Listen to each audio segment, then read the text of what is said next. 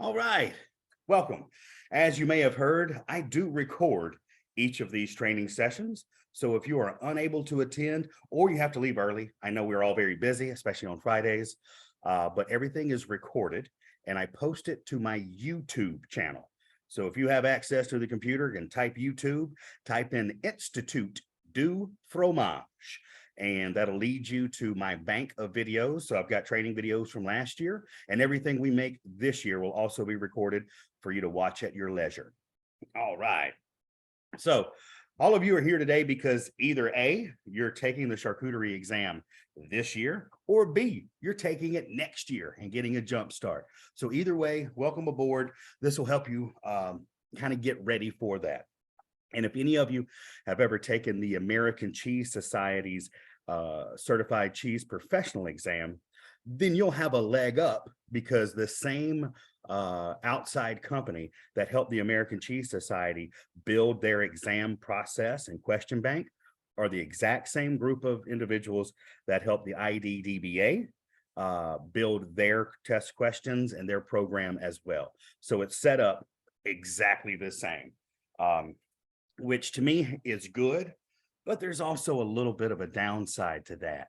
And what I mean by that, once we're getting into questions and talking about answering and questions and all, please know that the people who put this exam together, besides that outside company that kind of helped them organize it, but charcuteriers from around the world, especially in this country, were brought together to kind of figure out as a group what's important to them in the charcuterie world for us in our retail spaces to learn so that we can speak with the same language.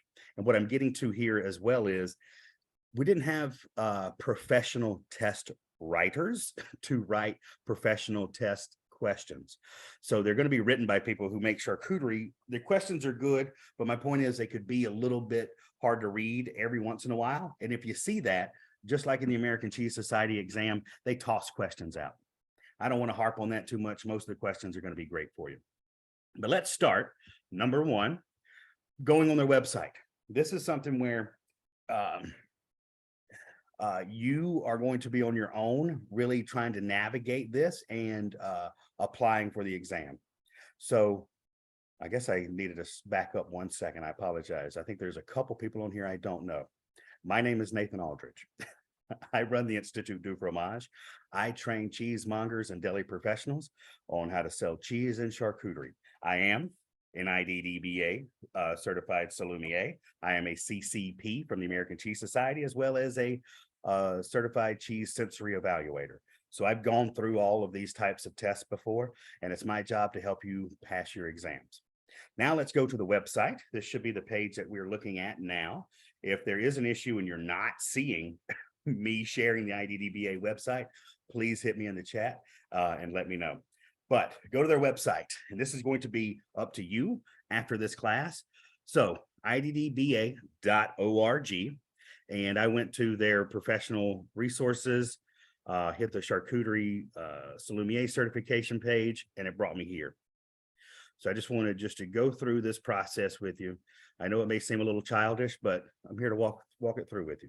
Each year, the IDDBA invites cheesemongers, cheese connoisseurs, subject matter experts, and industry leaders the unique opportunity to become a certified Salumiere.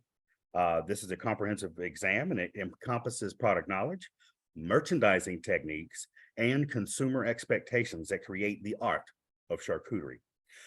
When you become certified, you join an elite group of industry experts. Yeah, come join my group, right? It's gonna be fun.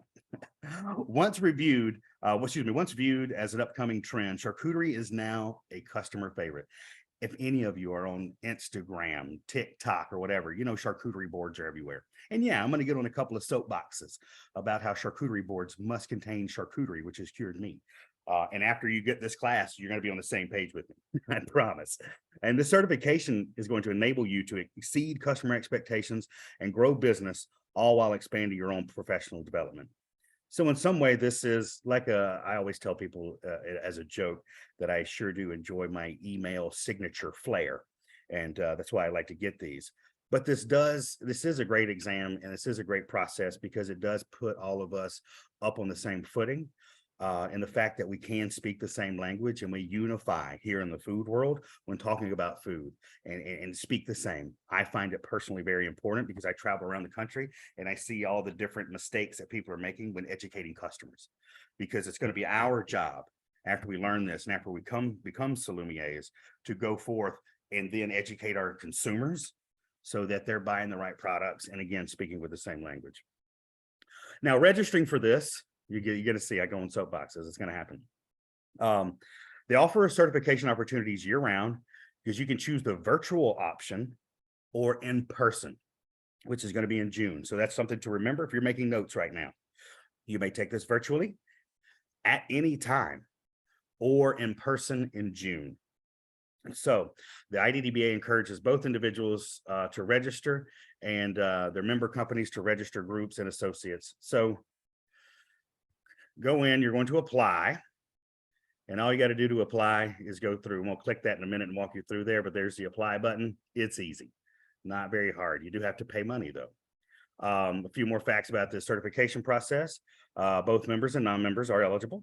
Members do receive a discount. Member pricing is $450 and non-member is $500 per exam. That may seem significant, but again, this is a certification and not a certificate. The in-person exam takes place on Saturday, June 3rd, in 2023 at the IDDBA conference in Anaheim, California. So if you're going to that conference, great, you can take the exam there at a proctored setting, the same way you would have if you took the CCP. In-person registration closes Thursday, April 27th. So do register before then. That's something, it's no matter if it's the CCP or this exam, I know everybody waits for the last minute because I think people want to go through an initial training and, think about their lives and how much time they have to study, but you've got to do it before the end of April. IDDBA provides various resources to help the learner along the way. So I'm going to guide you to find these resources for IDDBA. I myself am merely a guide to help you organize and study. The IDDBA does not have certified instructors. I am just an individual who is an instructor on food and who has passed the exam and who is very happy and willing to help everybody else pass the exam as well. But being who I am, it's not my job to give you the exact questions and the exact answers to this test. That is not how I roll. I went through, studied, read, made notes, note cards, and I learned a lot. That's going to be my expectation with you working with me. If you're looking just for the answer so you can get it quickly and pass, I apologize. This isn't going to help you. But if you want to learn and grow in a community of sommeliers, you picked the right spot. All right. Exams are proctored and results are pass or fail. So they don't really give a lot of feedback either as far as what you missed, where you need to study, but they share those with the exam and the final results become available. So it's really a pass or fail. So even asking, it is going to be 100 questions, but it doesn't mean that if you do 70 that it's going to be passing. They kind of make their own mark with that, and it's graded on a curve. So if you've been to college, you kind of realize how that's going to go. You can reach out if you have questions specifically for IDDBA. I do not work for IDDBA, but if you want to reach them directly, you reach out to Miles Allen at education@iddba.org, and he'll be able to help you out. All right. Here's just a couple. Look at me. I'm the first one up there. So a little bit about me taking this exam is I took it in 2021. Of course, that was still at the time of heavy COVID and no travel. So their very first exam was given virtually. So I took the virtual exam. I can speak to that personally and tell you everything you need to know as far as how to take that exam. In person, I took the CCP in person, and I would imagine that would be very similar. So either way you want to do it, you can save a lot of money on travel by taking it virtually, and you can get the process. And I think that's a good way to go. So starting out with their resources, I'm just continuing down this page. So they do have here 3 webinars. So I did not have anything to do with these, but they have webinars here on how to handle and slice Italian charcuterie, history of Italian charcuterie and product overview, and best pairing with Italian charcuterie. So you'll see that they're focusing on Italian charcuterie here. These are just the 3 videos that they have going on. They're an hour long. I would absolutely watch those. That's something you need to take upon yourself to watch those videos.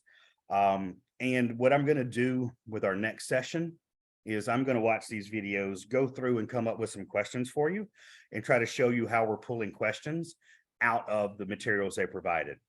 Because I'm pretty sure after I've viewed these a while back, but I know at least 20 questions for the exam come from these 3 videos. And I can say without a shadow of a doubt, after talking with people who's been through any study group with me, if I suggest a video and people don't take the time to watch it, it ends up affecting their score. Not all the trainings are going to be able to be live, but do check out these videos. On 2 of them, they also have PowerPoints that you can go through, download to your computer in PDF and read over. I highly suggest those. And I'll be sending those along to you as well in our emails that I'm sending out for the exam. Excellent. So that's just the page. Besides that, you're going to see there's Sign Me Up. So you can go to the application process right here. And again, this is completely up to you. I do not sign anybody up and I do not pay for anybody. I apologize. I'm your guide. But here, nice and easy. Primary reason for your interest in the exam. How did you learn about the exam in the past 2 years? How many paid or unpaid hours? Let's, just like the CCP, if you've worked in a deli organization, specialty food, whether you're a salesperson, work inside the store, or a distributor, you're going to have in 2 years, you're going to have at least 4,000 hours. Make sure you put that you have 4,000 hours and you're going to be okay. I think seeing the names on this list, I know many of you have worked several years in the food world, so you're going to be good to go. Don't worry about that. Go ahead and apply, but I would make sure you have at least 4,000. Okay. Then what we're going to have, if I can go back. All right. See exam content here. This is for you to click on and download as well. I'll definitely go to this website.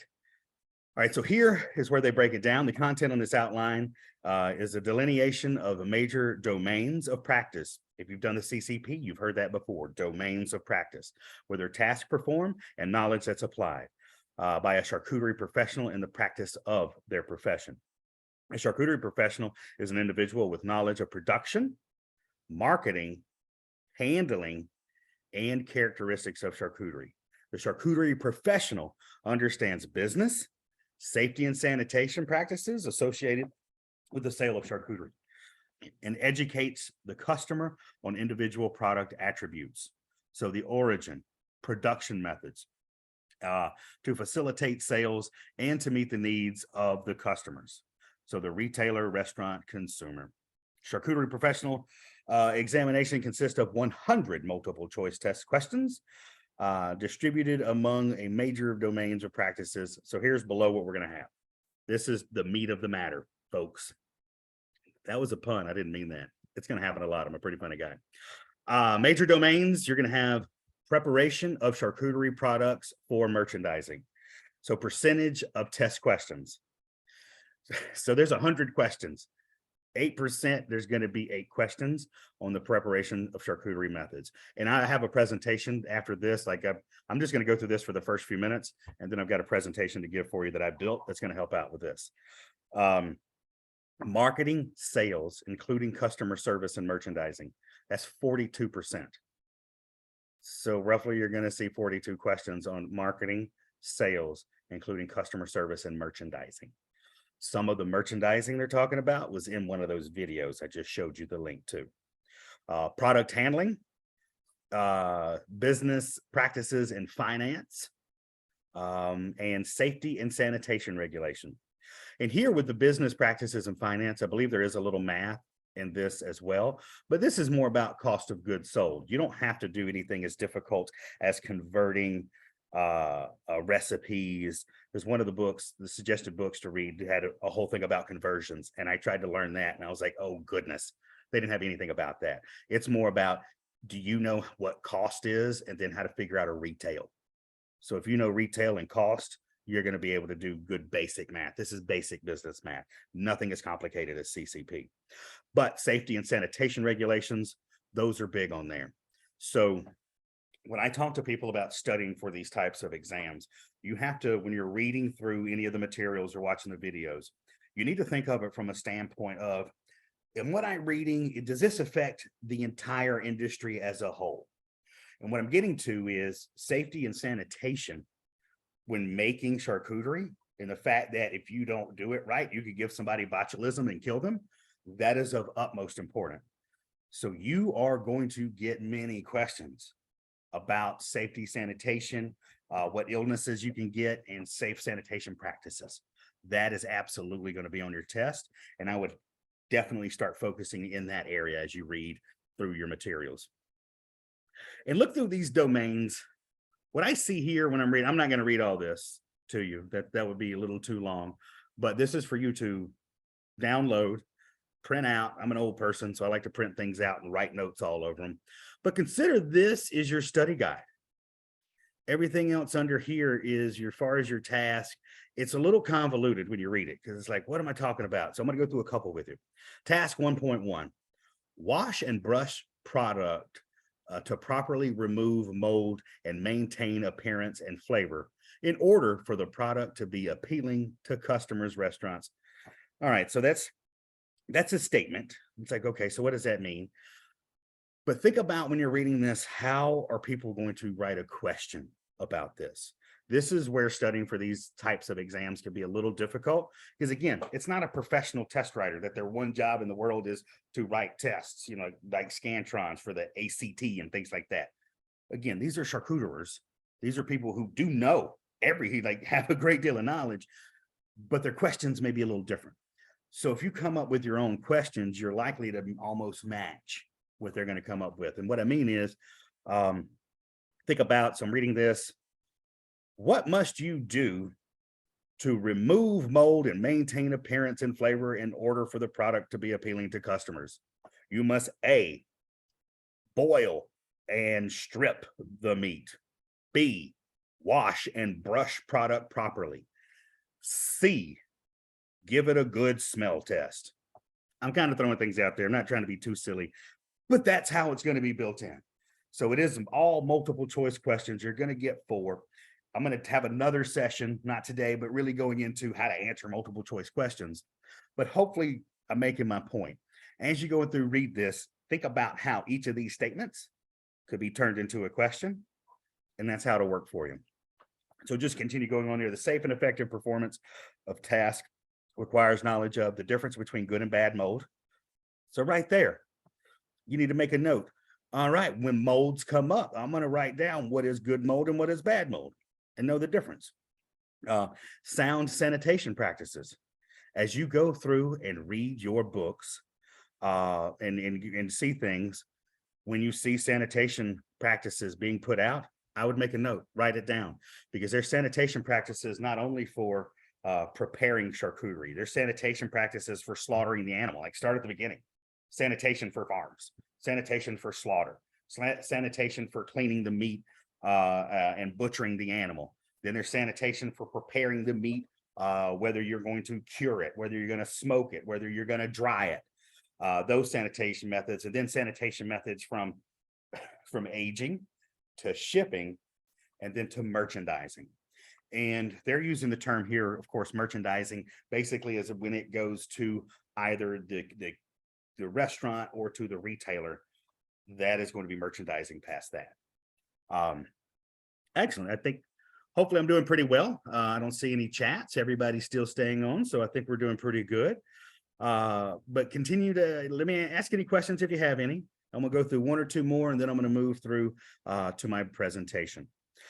So here, task 1.2, remove the casing to make the product appealing to the customer when appropriate. All right, so to me, like, when is it proper to remove the casing? While I study, I would want to look at any of these charcuteriers in the books, really point out, when do you remove the casing? Why do you remove the casing? So you want to know that. Differences in casings. So now we're getting into a little bit deeper. Edible versus inedible versus natural versus collagen versus synthetic versus plastic. There's all kind of casings out there. Want to know why a charcuterier may choose one or another. And also really think about the beginning. What is the major casing?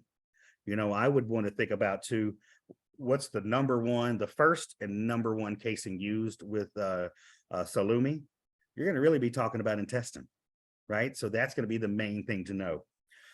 I hope I'm not trying, I don't want to scare you too much because this test isn't quite that deep.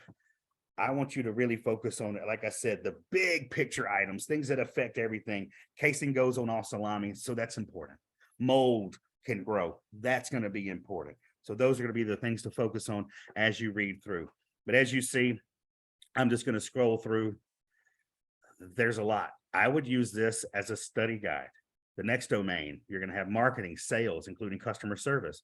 So here, they're going to say, give you the categories. So whole muscle cooked, ground and fermented, ground cooked. These are things to mark as you're learning about your salumi, as you're learning about your charcuterie. So here they break it down, and this is just a good way to learn it. And if you're making note cards, which I always highly suggest, when you're talking about bresaola, make a note. It's a whole dry muscle so that it just comes straight into your head and you're ready to go. Just like if you were to think about cheese and say, oh, well, this is a raw cow's milk cheese from Switzerland, bresaola. Oh, this is a whole dry muscle. Get it into your head automatically, and that'll really help out. But here they've got it already categorized for you. And what this means too, that they've listed this out, they're going to be able to ask questions about any of these meats. This sounds like a lot. When I went through, it was like, oh my gosh, look at all this meat, roast turkey, and pastrami, Genoa. And then I was like, wait a minute. I've been working in the industry since 2005. I've worked behind the counter and sliced a lot of meat. So I felt like I had a leg up on the product itself. And that's also how I judge some of these tests is I've got a good product knowledge base, and I feel like I got a good sanitation base. So I, of course, still studied this, but any areas I felt weak, I may have wanted to spend more time with. But also, I would go through and make notes on all this. Know what induja is. Know what sopressata is. What makes it sopressata? Where did that word come from? Even with the one big hint I will give you, they do change up test questions like they do with the CCP. So I think they change at least 15 questions a year. So since I took it, there's been 30 different questions. So I don't know exactly what's on the exam, but I remember something like, what ingredient makes Finocchiona salami unique? Fennel. Finocchiona has fennel in it. That's the main ingredient. So those are the type questions that I know are going to be on the exam for you. So while you're making these notes and learning about sopressata or saucisson sec, you don't have to go deep. You're not going to be asked pH levels and things like that. Don't stress about the big things. Know about the ingredients. Where does saucisson sec come from? It's French. Think about the big picture, right? And here it just keeps going on.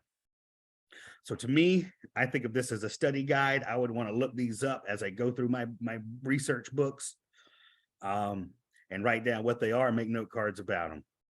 And here again, it just keeps going. Then product handling, receive product from the vendor and check product against invoice for order accuracy to ensure receipt of proper product at the proper temperature. That's kind of basic, it makes sense. I'm not saying it's too basic, but again, this is the level of the exam it's going to be. If you've done any receiving, if you run a shop or run a department, this is generic. It's already in your head. And that's one point I want to get across to most people. And from my understanding of our class that worked with me last year, they all passed. Don't worry, I got 100% rate on my charcuterie students, but it was more overarching than what they thought. Even though I kept saying, hey, it's not that specific in areas, they studied real deep and realized, oh, wait a minute, it's a lot of the top level stuff. But if you've been around, the thing is, you're going to know a lot of this already. I want you to feel comfortable in the fact that if you're already to this point to take this exam, you're already in a good place. All right. I want you to build confidence, my friends. But keep going through this. Again, I'm not going to read every bit of it to you, just kind of going through, hitting the big buckets for you, but print this out. This is your study guide right here. They've laid it out for you. Business practices and finance, manage shrink and inventory, if you're on this call, more than likely you've already done something like this. You already understand. And hopefully at this level, you know what the word shrink means, right? We know what waste is by reviewing receiving practices. FIFO. We all need to know what FIFO is. Hopefully you're already there with your first in and first out. I'm not saying this exam's easy. Don't get me wrong. That's not the point I'm trying to make. My point is, you know it. You have all this information already mostly in your head. Let's just get it organized for you. Close dated reports through sampling and promotional events in order to maximize sales and reduce shrink. You've got this. And some of this is going to be in those videos that I pointed to as well. All right, so other things, forecast product orders based on sales, inventory, promotion, and seasonal demand to ensure proper inventory levels. That's common sense. That's really great business practice. So also know that just like with the CCP, this exam isn't just meant for the deli person behind the counter slicing meat. This is meant for everybody. Again, it is for a cheesemonger / charcuterie working behind the counter, management, distributors, wholesalers, sales teams. So it covers a little bit of everything, right? And then I'm just going to keep going. Safety and sanitation regulations. Oof, I would hit on this. I would absolutely know all the safety and sanitation regulations. Some of you, just like I said earlier, if you've been in the industry, you know a lot of this, but get it back into your head. These are, HACCP programs. All of this affects every single level of the charcuterie business. So if there's something here that affects every stage, like safety and sanitation, they are going to focus on it in the exam. All righty, like maintaining proper temperature procedures and rotation for all products by using first in, first out. I don't know if that question's on there, but it very well could be, because even though it seems simple and those of us in the deli world have heard it many times over, it's that important. All right. And here, so knowledge statements, just look at these. The safe and effective performance of tasks requires knowledge of. So that means you should study this. The difference between good and bad mold. Already pointed that out. You're going to need to know that. What is the difference between good and bad mold? And also, what does good mold do? We're going to talk about what does good mold do? How does it add flavor? How does it protect the meat? Sound sanitation practices. You've got to know that. Differences in casing. So we already talked about a lot of this. It's repeating itself. And something else I've found through these study sessions I've done with all these different certifications is if you see a question or a statement listed on the website, on their study guide, if you see something several times, go ahead and make a note. That's going to be on the test. They're not mentioning it 20 times for no reason. If you see it, let that light go off in your head. Bing! Oh, we got a difference in casings. I better know about that because it's come up in a couple of different areas. So hopefully that makes sense to you. When to set up a station cut using a slicer. That's in a video on the IDDBA website. Even coming down, I'm skipping through, I'm not reading all of these, but the 6 most common allergens. Maybe I can hit a highlight right there. Absolutely, that's going to be a big one. So you're going to see small statements like this. Go ahead and make your notes. This is your study guide laid right out for you. It is going to take some effort on your part. Just coming to my study sessions and reading my emails and PowerPoints may not be enough. I highly recommend reading this, studying on your own, watching videos, and making that effort to really make sure you're going to do a good job. And here, the last one, of course, the categories of charcuterie, such as dry whole muscle, cooked, and fermented as listed below. This is mentioned again. Know about these categories and they'll help you out. And it may not even be in the sense that they ask you, what is a whole muscle, but they may list something as a whole muscle and you need to know what it is to answer that question. Okay. And we're just continuing down more and more and more. It's all listed. And it looks like a lot of stuff kind of maybe repeating itself. But step 1, team, after you apply. So step 1, apply. Step 2, download this, read it, start getting to know it, and start making your list, organize yourself to get there. Excellent. So now I'm going to go back. We know about that. Recommended reading. Okay, so here's the deal. All righty. Here's what's happening with the reading. This is a lot of books. I'm going to go ahead and tell you. for this exam, and this is me talking as an individual who's taken several tests, this is a lot of reading. I bought all of these books. I did not have time. I don't have time in a year sorry, to read all these books. But I did pick out a few of them that I found were the most helpful, that I did spend more time reading. And actually, I found myself, I was like, oh, I keep going back to this book, or I keep going back to this book. So that's where my suggestions are coming from, is when I was studying, using that list as a study guide, I was like, oh, I thought I saw that in this book. So here we go. For that, I'm going to point out, and I'll point it out again. I think I already sent it out into an email, but the big ones or this Charcuterie, the Craft, Salting, Smoking, Curing, Michael Ruhlman and Brian Poslin there, because I remember Chef Brian was actually, I attended the very first meeting of Charcuterie question, I want to call it a conference, but they wanted my opinion from the retail side. And Brian was there from the writing and chef side. So knowing that, and that he had a big point in writing questions, I'm going to give you the biggest hint in the world. A lot of stuff's in his book. All right. Then the other book, let me read through this. Olympia Provisions, Cured Meats and Tales from the American Charcuterie. I think that was like $8 on Amazon. Like it's like a cheap book, but solid. I mean, even without having the exam, I suggest picking that book up just to have in your library. Easy to read, breaks things down, but that's my second recommendation. And then my third, from one of my new favorite people, Jeff Roberts. Nice fella, really nice fella, but Salted and Cured, Savoring the Culture, Heritage, and Flavor of Preserved Meats. So Jeff Roberts wrote this book. And so you're getting a couple different things here. You're getting 2 books with more technical. This is what meat is. This is how you make it, for people who are experienced charcuteriers, where Jeff Roberts is more of a historian. So Jeff is going to give you that history that you need to know.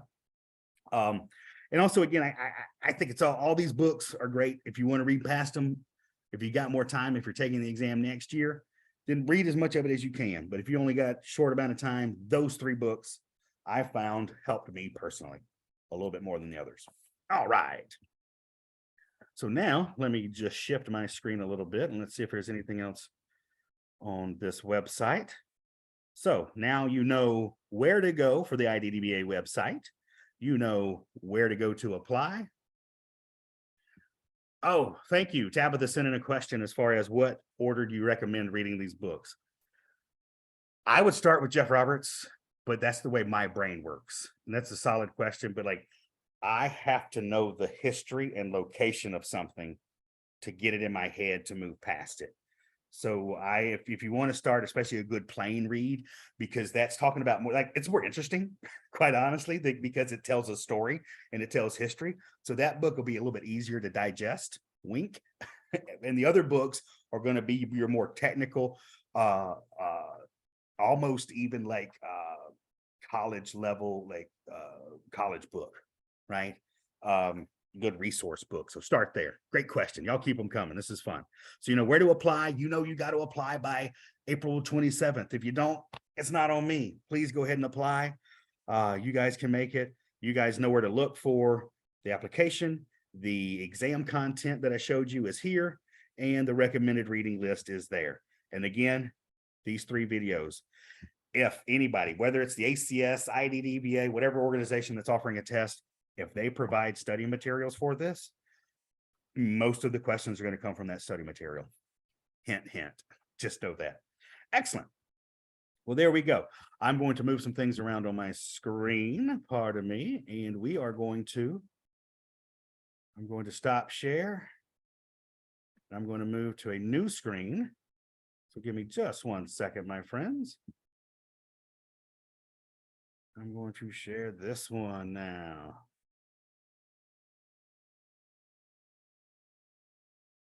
Perfect. How are we doing? You guys can see that screen? All right, let me know. I'm going to make sure I got your chats up. Perfect. The introduction to cured meats. Now, I know that was a long time, spending 30 minutes on a website, but hopefully that made you feel more comfortable. Hopefully you understand what you're doing. If not, if you don't want to ask a question in front of the group, you're always welcome to email me. So we already talked about this, the outline. I already read that to you. I just put it in a little PowerPoint. The content of this outline is the delineation of the major domains. And we know that. We talked about that just a minute ago. This is the same information that I just talked about from the website. And yes, I will put this in a PDF form and see it. You can't see my screen. Pardon me, my team.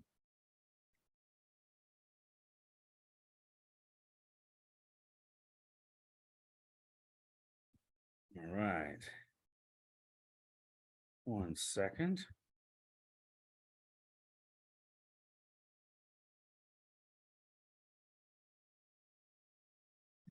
And I practiced right before I came. Sorry about that, team. Are you seeing anything now? Thank you. I work so hard on being technologically advanced, yet I fail so frequently. I apologize, but thank y'all for working me through it. Here we go. Now it'll make sense while I'm saying. It's like, I've already showed you this. Put it into a format here. I will send you this presentation as well, so you can read through it. The charcuterie exam, this is the basic, this is what we read. This was the the bullet points from their website. So that's just the same thing, repeating again. The big dates, in-person exam, June 3rd. Just make sure you mark that. Or again, virtual is an option. And the way it reads on the website, I'm still waiting on a call back from their training team. But from what I understand virtually is you can take virtual almost at any time. It's just 4 days from whenever you sign up. So it's got to be almost like a week later after you sign up, or you can wait to take it later. I would wait a little bit and study. All righty. Again, just looking how the test is broken down, just written in another delightful format. 100 questions, 100% means you're going to get all these number of questions. Product handling is going to get 28 questions. Business is 7. Safety and sanitation is 15. They could change it up a little bit. All right, the recommended reading.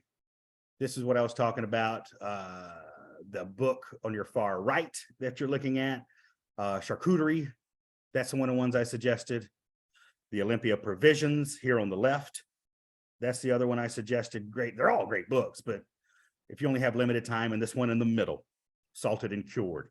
Those 3 books, in my mind, are very helpful if you're only able to get a few books. I think purchasing all of these books is around $650. So I understand if everybody can't do that.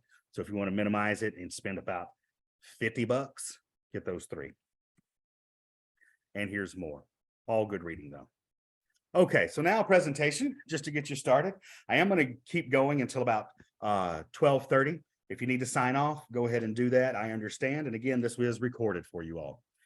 So Anthony Bourdain, I was always a big Anthony Bourdain fan. And this quote always hits home with me. To me, life without veal stock, pork fat, sausage, organ meat, demi-glace, or even stinky cheese is not a life worth living. That's the life I live. I agree with that completely. All right, but what is charcuterie? You're also going to get some basic questions. So everything we talked about was really kind of, up in the air. Sounded really difficult. But let's start at the beginning. That's the way I got to do it, right? Charcuterie is a catch-all term used to define a plethora of cooked and cured and fermented meat products. It's derived from the French words flesh, which is char, and cooked, which is cuit. And the term charcuterie came to designate shops in the 15th century France that sold the pig as well as the offal, O-F-F-A-L. I would write that down. You're going to get asked about offal. That's the entrails and organs used for food. That's going to be and they're going to ask questions about this because you think about it, like we're going back now in time in our food world, which is rightfully so, where we want to make sure, of course, we're treating our animals well that we eat. We want, like, animal welfare is important. That's a big deal to us, and it's a big deal to everybody in the charcuterie world, and we'll be on this exam. So for that, we want to make sure not only do we treat them well, but they're slaughtered with care, and also that we use everything. So those are 3 major points that we in the charcuterie world believe, stand by, and want to join forces with. So being the fact that we want to make sure we use every bit of the animal, we're not just like using the best parts and throwing it away. You're going to get asked about offal. You're going to need to know what that is. All right. And then salumi. I mean, we're going to be salumiers, right? That's a totally different word. But a salumi is just the Italian word for charcuterie. Charcuterie happens to be French. Salumi happens to be Italian. So prosciutto and salami can be salumi. Don't let that confuse you. Now, the history. So Jeff Roberts is going to break into this a little bit when you start reading that book, but the history of preserved meats is as old as the history of cheese, if not even older, right? Humans have been preserving meats for over 10,000 years.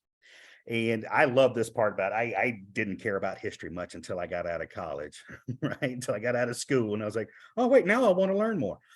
But like, it's so interesting to see how we developed with the food and how the food developed with us and evolved with us over time. But it's thought that humans as early as cave dwellers learned that by hanging meat high above a fire, that the meat would slowly dry and last for a much longer time. That's cool. That's kind of like the cheese story of you leave out a glass of milk overnight, it'll curdle by itself and you can eat the curds. That's fine.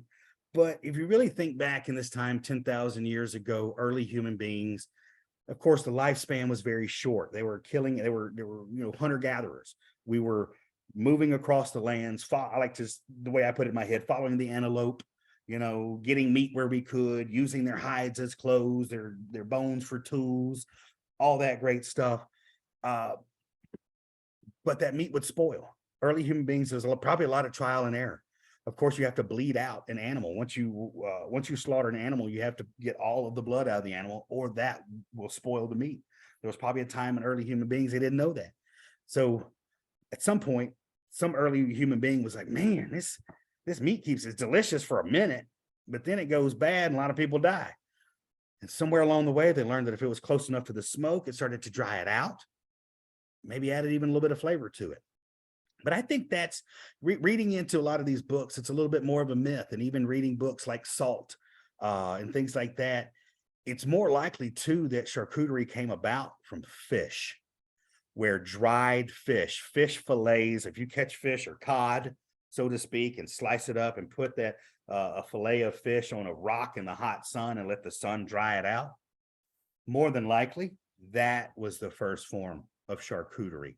It's a little bit debatable. They may not ask you about it, but I thought that's just an interesting thing for all of you to think about as you're going through your studies.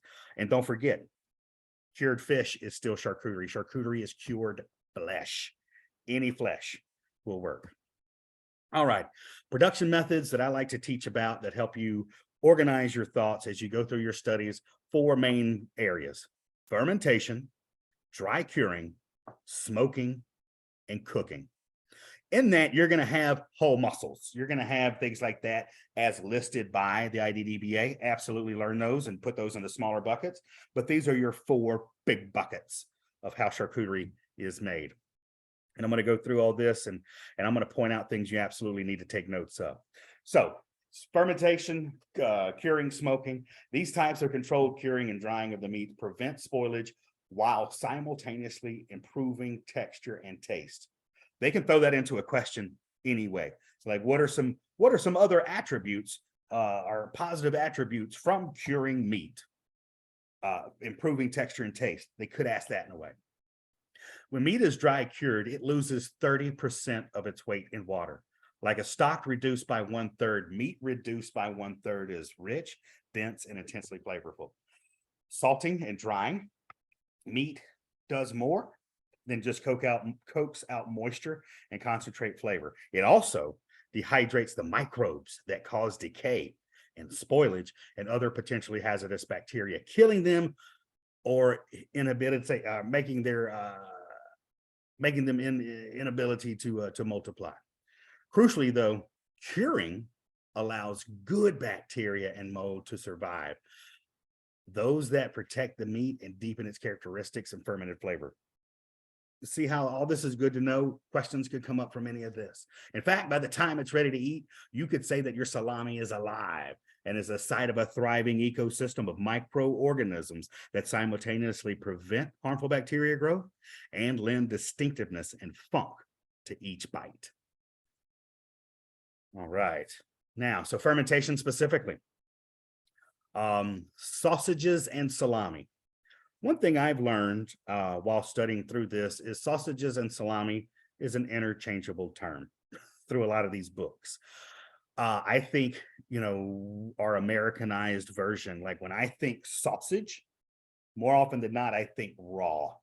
I think like breakfast sausage that I buy at the store. It's already ground up, put in a casing, but I got to cook it when I take it home. Where salami is generally referred to fermented meat that is ready to eat. So just know that they're not going to try to trick you up with any of this. Just be prepared as you go through your studies. You're going to see those terms come in and out a little interchangeably. Okay. So fermented sausages are created by salting chopped or ground meat to remove moisture while allowing beneficial bacteria to break down sugars into flavorful molecules. But meat doesn't have any sugar in it. This is the great thing that I like about this. It ties it in with cheese in my world. So bacteria break down these sugars to produce lactic acid, which not only affects the flavor of the sausage, but also lowers the pH from 6 to 4.5 to 5, preventing the growth of bacteria that could spoil sausage. So just right there, that is a definition of fermentation. Is you got to have bacteria, which are cultures, and you got to have cultures that convert sugar into lactic acid. Since the meat has no sugar in it, if you look down at the ingredients at the bottom of this, sugar is an ingredient in salamis. And I don't know. I think I knew that, but it really just dawned on me. I was like, oh, they got to do that. That makes sense. But also I would make note of, the pH. So preventing the growth of bacteria that could spoil sausage, know that pH level, 4.5 to 5. That prevents the growth of bacteria that could spoil sausage. And again, the word salami, just think of sausage salami. They're together. These effects are magnified during the drying process as the salt and acidity are concentrated as moisture is extracted. So ingredients found in fermented sausage or salami, meat, of course. Also, question, what is the number one meat, the number one animal we use for charcuterie? Anybody want to type that in there? What animal do you think is used the most in charcuterie? Pork. Letty, awesome. Pig. Katie's coming in hot. Yes. Swine. Pork. Does anybody know why? Why do we use pig more than, you could cure lamb. You could make charcuterie out of fish. You can make charcuterie, deer jerky. You could make all kinds of charcuterie. But we use pork more than any other animal, besides the fact that they're delicious, of course. And yes, they got good fat content. But pigs, number one, they breed quickly. Pigs, when you read about this, take a couple of notes. Pigs, I believe, become sexually mature, I want to say at 6 to 8 months old. And when they have litters, they can have anywhere from 8 to 16 piglets. So if you think about that, if you got 16 piglets getting ready to mate at 6 months old, 6 to 8 months, and then they just keep going, they reproduce rapidly. Not only the fact that they reproduce rapidly, they grow physically quickly. So they're able to eat a lot and turn that, whatever nutrients they're put in their mouth, they're able to turn that into energy and store that fat. So they're good eaters and they're good storers of fat, and they grow quickly. Those are the main reasons. And also know, as you're going to read through with Jeff Roberts' book, that pigs aren't indigenous to the United States. Pigs go back in history to the time of great exploration, where sailors from Europe and different areas, when they were going to try to discover new spices or trade routes or whatever, whenever they discovered what they thought was a new land, I'm not going to get into that, but whenever they hit a new area, say like an island, use the Caribbean for an example. When they hit the Caribbean islands, they would have pigs on the boats with them, and they would release pigs out into the wild on these islands, or whether it was North America when they hit, or Mexico even when they hit there, they released pigs. And what they knew was once they left, and they would take natural resources back on the boat with them to go back wherever they were from. But they knew that when they came back to that land, that there would be an easy food source ready for them. So that's how pigs really started moving across the world. And of course, breeding so quickly, they can even become a nuisance. So I grew up in South Alabama, and along a riverbank, we have a lot of wild boar. So that's where I equate a lot of this, and be able to see wild boar out in the wild and rooting up and how many piglets they can have. It's no wonder that we want to use that meat, because it's just everywhere. It's just everywhere. Yes, mass produced like rabbits. I say that in some of my trainings. I have to watch where I say that, but it's true. Rabbits, we just don't get enough meat off of them. Bless their hearts. You can make rabbit charcuterie, but you're just not going to get as much from the delicious pigs. Excellent. I don't have a slide about that. That's just something good to know, and you could get asked a question somewhere about it. And like I said, you'll probably read that in Jeff's book. All right, now fermentation. I love this picture. Just kind of, this is good to talk about nitrites. I've got a couple of slides about that. You're absolutely going to get asked about nitrates and nitrites. So give me just a minute. I got a couple of slides about it. I know you got a lot of questions, so just hang on. But nitrite is commonly added to fermented sausages, or charcuterie, to prevent the formation of botulism causing bacteria. You will 100% be asked about botulism. Telling you all, you're going to have at least 5 questions, because botulism affects everybody at every stage of charcuterie making, to selling, to ingesting. I bet your bottom dollar you're going to get asked about botulism. So go ahead and make your notes and know it. While some traditional and artisan producers avoid nitrites. Okay, well, I'm going to come up with a slide, but does anybody know how they avoid a nitrite? Some artisanal producers. I'm saying it's got to be in there. How do some producers avoid having nitrites in there? It's because it comes in different forms. Nitrites are also found in vegetation. Thank you. Natural nitrites. Absolutely, John. 100%. And you're going to need to know that too, where it comes from. There is nitrites, which is more of a compound, and think of it like a salt form in a sense, where other nitrites come from the ground. They're in plants, which means there's nitrites in our soil. And in our soil, it is picked up by the roots of plants and grows into plants. So broccoli, celery, beets, all of those have all high numbers of natural nitrites. So if you're able to pull those nitrates out and use those, you can use something like celery powder or even beet juice. And that is what's considered a form of natural nitrite. And if you use those plant-based, then you're able to call your food, your charcuterie, uncured in the United States. You'll need to know that. I'm going to cover that a lot more. Don't worry. Although some of nitrates must be present to preserve the color of the meat, some producers use celery powder. That's what I said. And I would make notes of the more of these types that are there. Celery powder is absolutely a form you need to know. Sugar is added to aid in the bacterial production of lactic acid during the 18-hour to 3-day fermentation process. And the fermentation time depends on the temperature at which the sausage is stored. The lower the temperature, the longer the times required in the fermentation period. Now, a white mold in yeast sometimes adheres to the outside of the sausage during the drying process, just like this picture. This mold adds to the flavor of the sausage and aids in preventing harmful bacteria from attaching to the sausage.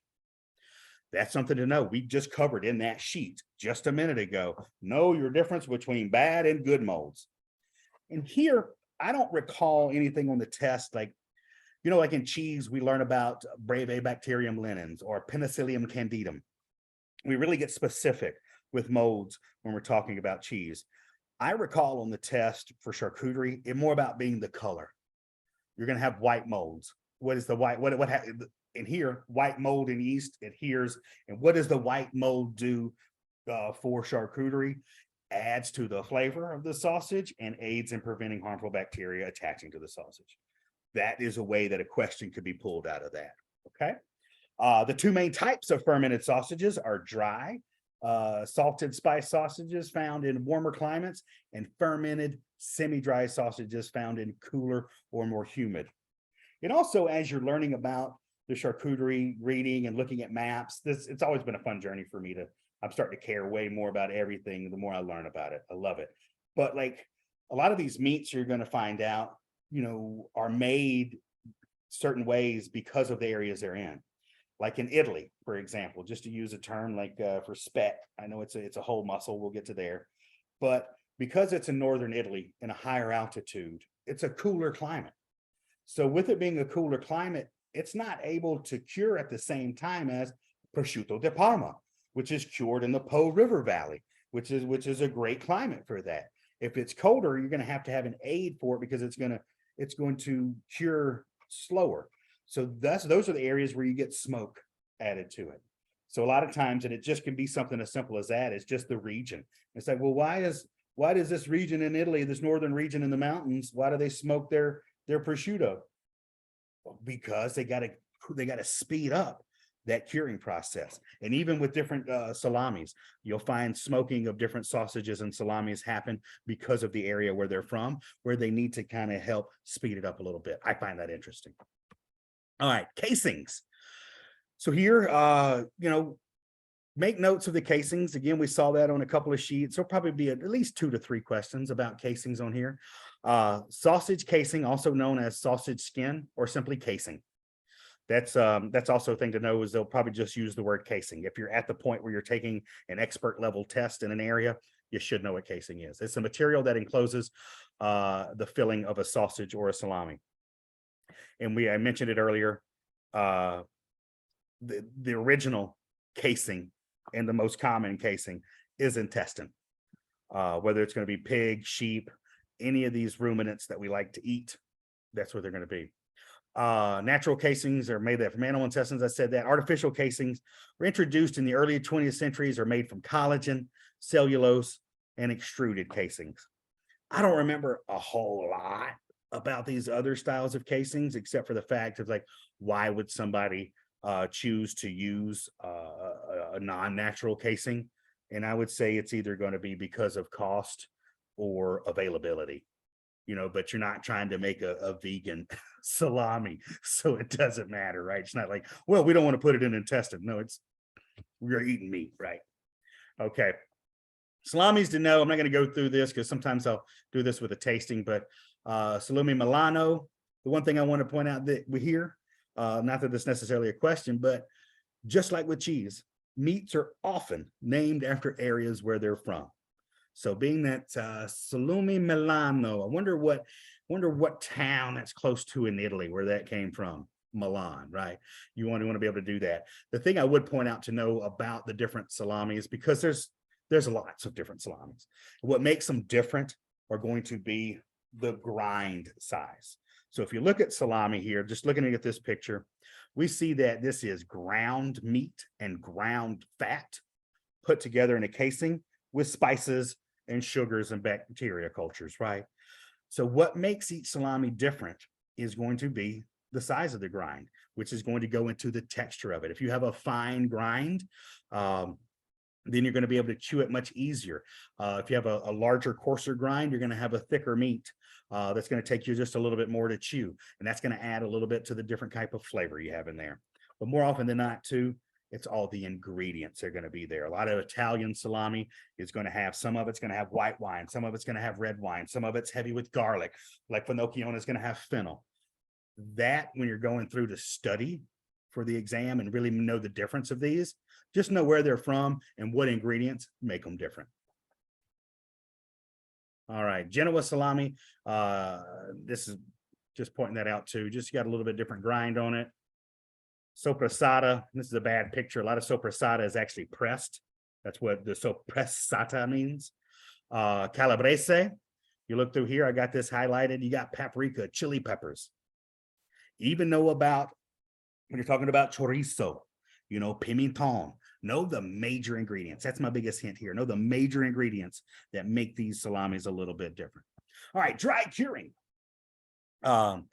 The word cure comes from the Latin word curare, which means to take care of. Curing is any of various food preservation and flavoring processes of food, such as meat, fish, and vegetables, by the addition of salt, sodium chloride, with the aim of drawing that moisture out of the food with the process of osmosis. I would know that.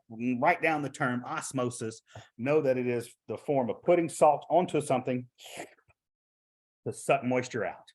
That's curing. That's all curing is. It's a form of osmosis. You will get asked at least one question about that. Because curing increases the salt concentration in the food and hence decreases the water potential, the food becomes inhospitable for microbe growth that causes food spoilage. So that's means salt. It's the same thing with cheese. Again, if some of you may not be CCPs, but if you are, think of it in the same way. They're tied in. Putting that salt in there makes it a safer product to eat. And curing can be traced back to antiquity. There's no true record. A lot more I think has been written about cheese as far as like in history books. Like when Gruyere's been mentioned in 1125 and things like that. Meats have been around longer, and there's not a lot of record to say it was invented in this century. We don't know. Once humans learn what great things salt could do, whether it's curing an olive, whether it's curing meat, like there was probably this great curing exploration time that we had, but it's been around for so long. We were preserving fish and meat until the late 19th century. So it's been a major way to do it. Dehydration was the earliest form of food curing. That's what I tried to mention earlier about, people think, oh, well, cavemen put the meat above the fire and the smoke, and that was the first charcuterie. Dehydration. Even though, that smoke and heat could have pulled that out. But whether it was early humans that figured out, okay, if I've got little sea salt, and I got this fish fillet and I put that salt out in the sun, or even just starting with the fish putting out in the sun, but dehydration, earliest form. Many curing processes also involve smoking, spicing, cooking, or the addition of combinations of sugar, nitrate, and nitrites. So here we go. I told you there's going to be more. We're never going to leave nitrate and nitrites alone. Okay. Nitrite and nitrate are naturally occurring molecules in vegetables, and is also added to cured and processed meats to delay spoilage and pathogenic bacterial growth. That I see as a form of a question. To me, it's like nitrates and nitrites are naturally occurring molecules in vegetables that are added to cured and processed meats to ... A, make it taste really good. B, delay spoilage and pathogenic bacterial growth. C, make it smell great. Whatever we see, but that's how questions are going to be asked. Research over the past 15 years has led to a paradigm change in our ideas about health effects on both nitrite and nitrate, whereas historically, nitrite, and nitrate were considered harmful food additives, listed as probable human carcinogens. They are now considered by some as indispensable nutrients, essential for cardiovascular health by promoting nitrous oxide production. So it goes back and forth. I use an example, like I've been around long enough to know, I remember when eggs and butter were bad for us, and now they're good for us. It kind of went back and forth, and it seemed like nitrates got a really bad rap at a time in history where people were over salting or over curing things to kind of help speed up the process. So there was a time when it was bad, but just like anything else, moderation, it's going to be good. In the days before refrigerations, ancestors learned that meat would keep longer if smoked or salted. They also discovered that a particular type of salt, sodium nitrite, is an especially good preservative because it inhibits the growth of Clostridium botulinum. Write that down. That is on your test. Again, that's a major, there's different things that are going to get us sick, right, from what we eat. But with cured meats, this is the major monster. I wish I could draw cartoons and I'd draw a Clostridium botulinum monster, right? We need to know that. It's a seriously deadly pathogen that creates one of the most lethal toxins known to man, botulinum, the cause of botulism. So I just, again, I'm giving you a little bit of time to make a note on that. If you don't know what botulism is or don't study it, you're going to miss some questions on the test. And also, you're not going to know enough about meat. Let's be experts. Sodium nitrate also gives cured meat their characteristic reddish pink color and adds to their taste and texture. So I got this cured versus uncured, the great bacon debate. Bacon is preserved with a commercial preparation of salt and sodium nitrates. And again, that's all the bad, what people call bad, because it's commercially produced. Nitrates are additives that are responsible for giving bacon the pink color, right? Uncured bacon is bacon that hasn't been cured with sodium nitrates. Usually it's cured with a form of celery powder, celery juice. I've seen beet juice been used before. That also would add a lot of color, it seems like, which contains natural nitrites, the plain old sea salt, as well as other flavorings like parsley and beet extracts. Uncured bacon has to be labeled uncured bacon, no nitrates or nitrites added. However, that does not mean that it doesn't contain nitrites. And that's the big thing. And it's not, this isn't so much of a test thing, but just for you all of us in the food world to know, it's like, it doesn't matter if it's cured meat, it contains nitrites. It does. A lot of vegetables like broccoli generally has more nitrates in it than something than a cured meat. It's all in how much you eat. So there's got to be some form of it. But in America, with our minimal food labeling laws, I don't want to get into that, but you're able to call it uncured and therefore call it an artisan product. But I do think that, I'm not trying to talk too bad about it, but I have had conversations with individuals that they feel like they get headaches from commercial preparation sodium nitrates versus a more natural form. I'm not a scientist. I don't know how that works, but more often than not, the people that have sodium problems or have migraine headaches, I think the commercial form of nitrates really mess with people that are sensitive to that. That's just for you to know. All righty, prosciutto. We're going to keep rocking and rolling, my good friends. Prosciutto, you're absolutely going to get asked about this, is an Italian dry cured ham, the most famous of which is prosciutto di Parma, PDO. Yes, just like cheese, meats also are protected. They also have a protected designation of origin. And this is from the Emilia-Romagna region. So this is in the northern vast valley with loads of rivers and pasture land. It's where they make Parmigiano Reggiano. So prosciutto may also be made using the hind leg of other animals. So prosciutto is just, it's a ham. It's just a ham bone, right? Let's see, in which case the name of the animal is included in the name of the product. So prosciutto cotto d'agnello, lamb prosciutto. So you can make it with any of it. You could have venison prosciutto if you wanted to. I don't know how that'd be though. Very lean. The process of making prosciutto can take from 9 months to 2 years, depending on the size of the ham. Today, the ham is first cleaned. This is a good thing to know. Preparation. That's part of what we had to know. The ham is first cleaned. So if you look at the picture at the bottom, salted and left for about 2 months. During that time, the ham is pressed gradually and carefully so as not to avoid breaking the bone, to drain all of the blood left in the meat. I told you that earlier. You got to get all that out, or that's what causes spoilage. Next, it's going to be washed several times. So they salt it, press it, get it good to go. Then they wash it several times to remove the salt. So in that time where it's been left for a couple of months, for 2 months, that salt's really getting into that meat. It's already heavily salted. So they brush it off. And next, they hang it in a dark, well-ventilated environment, like you see in the picture on the top left. The surrounding air is important to the final quality of the ham. The best results are obtained in a cold climate. The ham is left dried to up to 18 months. So those are just a couple of points. You want it cool. It takes about 18 months. And know the process for that. And here's just a picture of, let's see, prosciutto Italiano here. We see different slice packs. One thing you won't see on this particular pack is going to be the PDO label. Oh my God.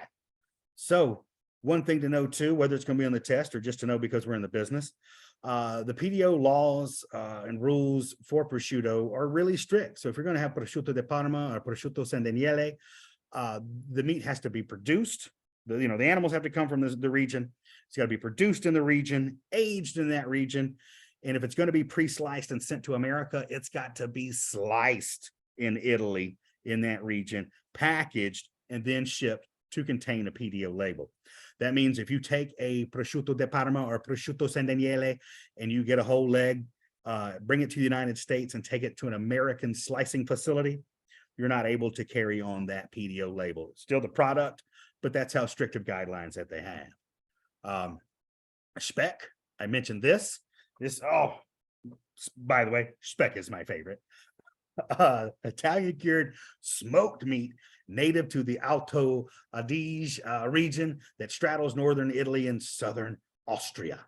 To make speck, a boned pork leg is cured in salt and spices like laurel and juniper, and then intermediately slow smoked using pine or juniper wood for several months.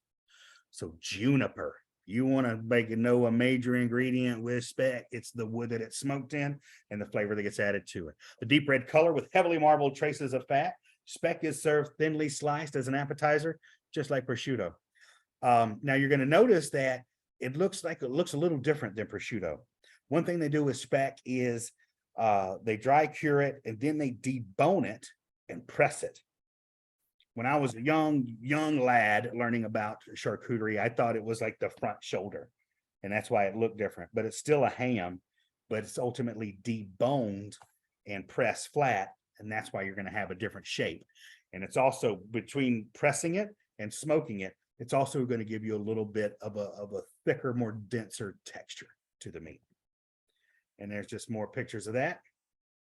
Now we're talking about whole muscles still. Pancetta. I would absolutely know what pancetta is. Often hailed as the Italian bacon. Like, I would literally know that. I know that sounds silly, but they could use the term like, what form of charcuterie is referred to as Italian bacon? Pancetta, right there. Pancetta is cured pork belly, common throughout Italy, typically rolled into a cylinder and tied with twine as it cures. Pancetta has a pronounced salty flavor, often complemented with pepper and other spices. And that's one thing I used to love cutting up pancetta on the counter in my youth, as I like to say. But different producers, you could have all kind of different spices on it. Really lovely, great smell. I used to love to cook with it. Now that I'm back down south, I kind of enjoy bacon. Thinly sliced, it also makes an excellent cold cut. So here's the thing. You can. Cured meat, you can eat raw. Technically. Now, I'm not telling you to do this. I don't want you to run out and say, oh, Nathan said go eat all this stuff. You could eat a piece of raw bacon if you wanted to. It is cured. It doesn't mean it's going to be delicious, though. Just because you can eat it. If you slice that real thin and maybe you put that on a very hot, toasty piece of bread and it starts to melt a little bit like butter, then you got to win. But you may not want to eat it. It's probably really gooey. So be careful with that. But you could also render the fat out in a pan to yield porky salt base for pasta sauces, braises. A lot of times you can just even cube that up and just char it. It's excellent. Use it where you would bacon. But pancetta is a big star. Guanciale. Like pancetta, guanciale is commonly used for cooking. This is another one where you got that good jowl meat, right? Nice and tender, a lot of fat. The rich and tender pig jowls are cured with salt, but producers often add pepper. That's what you're looking at there. A lot of pepper and, again, juniper. With the high fat content, it renders easily and adds excellent but not overpowering flavor to countless cooked preparations. So carbonara is a good way to use this. And then there's lardo. This is, oh my God. I've been lucky enough to have lardo. Not something I need in my life all the time, but this is literally eating lard. Given that lardo is literally lard that is spiced and cured pork fat bag, your first inclination might be to cook with it. You don't. You got to eat with it. This smooth, melty, tender cut is delicious, plucked straight from the plate. The buttery, slightly tangy flavor is complemented by a spice rub. And this is what I mean, where if you see that picture at the top, and this is the way that I've had it at a restaurant, you'll probably see this more at Italian restaurants than on any counter, quite honestly. But a very like right off the grill, like a grilled toasted bread, right off the grill where it's still hot. You put that lardo on there, and the lard starts to melt. If you slice it really thin, it starts to melt, and it's almost like butter. So it's, if you could imagine taking delicious creamy pork fat and just smearing it on a piece of bread like butter, that's what lardo is, right, Dana? Like I'm like, this is, I enjoyed it. I had it. I loved it. I'm not going to eat it every day. I don't need that in my life, but it is amazing. But this is also is one of those examples that I mean, you can eat it the way it is. Like if it's cured meat, yeah, it's a big hunk of fat, but it's ready to go. It's cured. That's okay. That's the whole point. It's just like aging cheese. It's converted. It's converted that lactose to lactic acid. So even if you're lactose intolerant, it's good. Here, the meat, the fat, it's all good. Anyway, I'll quit gushing over lardo for just a minute. But again, the more whole muscle. As you're looking, you're going to see so many wonderful pictures of the animals and where the cuts come from. I would get into that. I would know you're not going to get asked a serious amount of questions about the different styles of cut, or you don't have to like, you're not going to be given a blank one of these pigs and have to write in. Don't worry about that. I think it's more interesting for your own knowledge and just to know like where some of these specific cuts of meat come from. So if salami is one major branch of salumi, whole muscle cuts are the other. So salami, again, is ground meat put into a casing. Whole muscle are going to be cured. Okay. Don't be fooled by the word muscle. There's going to be plenty of delicious fat. And now, like after studying for all this, I realized too that when I was working the counter, even with prosciutto, everybody's like, oh, I need you to trim the fat. I need you to trim the fat. No. Here in the charcuterie world, people, you would trim the leather off of it, what people can't eat, right? That hard part. But fat is meant to be eaten in charcuterie. This isn't a way like you need to trim that off. Oh, that's gross. Like, no, that's part of it. So even if it's not on the exam, but just in your everyday business life, just to, like if you run a retail establishment, just know that when you're buying that ham or buying whatever, you're like the weight of the fat is included with that. So you're paying for it. So in a business standpoint, you don't want to trim off all of it because you're just literally throwing that away unless you found another reason for it. But besides the business part, it's part of the meat. It's part of the enjoyment. And if you slice it right and it's cured right, that fat is delicious and we need to promote it. And while most whole muscle salamis are dry cured with salt, often in conjunction with sugars and spices and aromatics or wine, it may surprise you to learn that how many are commonly served cooked. So whole muscle you could also have cooked. We don't want to forget about that. We always think it's either just fermentation or dry curing. You could pop something in the oven, it could be cooked. Lardo, let's see, uses the base on the concept of making the use of the whole animal. Yeah, I mean, this is where, Katie, thank you for bringing that up. It's lardo, lardon, all of that. Imagine when human beings were first using the animal, first cutting it up. Of course, like we want to get the meat and all that protein, but early humans, like you can't just kill an animal and use a little bit of it. You got to learn how to use all of it. And there was probably a great deal of trial and error to figure out what to use with what. But they knew, like, if you put a pig on a spit and like rotating it around and it bubbles and gets juicy, you're going to learn that, oh, that's that fat that's dripping into the, and I lick my fingers. So it's like, oh, well, if I can render that, you're going to learn, it's like, oh, I can preserve it in its whole form as well. And yes, that's the point of using the whole animal. So if you're out at a restaurant, it's all part of our job as salumiers to eat more salumi from all parts of the animals so that we can help support those chefs that are doing their part by preparing every bit of the animal. So one thing I always ask for all of us in this world of professionals, we've got things we don't like. I get that. But if we're speaking with the same voice, let's lift it up and maybe not call head cheese gross. Maybe it's not your favorite thing in the world. That's okay. But if we speak positively about all this, positively even about liverwurst, again, may not be your favorite, but therefore we could help build a little bit more of a demand for these products, which will allow our producers to use the whole animal and sell the whole animal. It's holistic. It's a big circle. And I know it sounds silly, but I actually mean that. It takes all of us to do it. I've been on so many soapboxes. Okay, I'll try to back off. But great question. Others like pancetta or guanciale are so fatty and mild cured that they can be eaten as is. Most consumers prefer using them for cooking. And again, our American palate and what we like, it's a little bit different from the old world. You know, you go to Europe and it's a lot of tradition. You come here to the States and we've been marketed to by different producers of different things. And it's all good. Let's talk positively about it. Anything that's called salumi can be eaten raw. Boom, there you go. It's written down. It's not me just being a crazy person.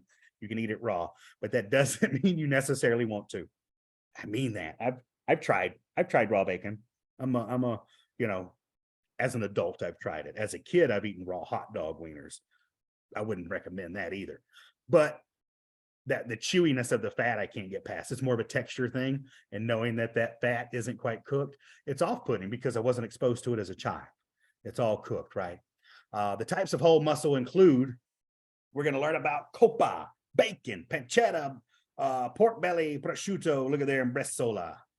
So here, coppa, another great form, also known as gabagool.